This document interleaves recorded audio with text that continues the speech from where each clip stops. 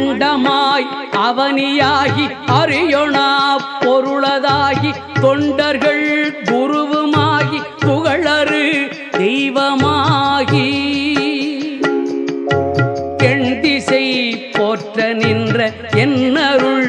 ஈசனான தென்திரள் சரவணத்தான் தினமும் என் சிரசை காக்க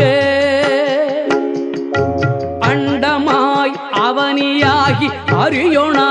பொருளதாகி தொண்டர்கள் குருவுமாகி புகழறு தெய்வமாகி எண் திசை போற்ற நின்ற என்னருள் ஈசனான தென்திரள் சரவணத்தான் தினமும் என் சிரசை காக்க